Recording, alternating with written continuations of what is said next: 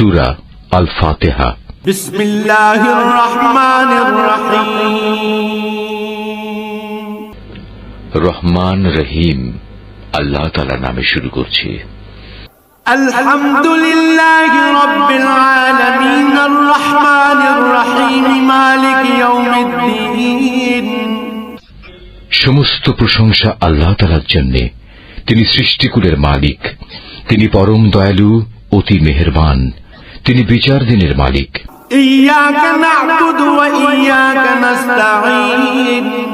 হে মালিক, আমরা তোমারই বন্দেগী করি এবং তোমারই সাহায্য চাই। ইহদিনাস সিরাতাল মুস্তাকিম সিরাতাল্লাযীনা আন'আমতা আলাইহিম গায়রিল মাগদুবি আলাইহিম ওয়ালাদ-দাল্লিন।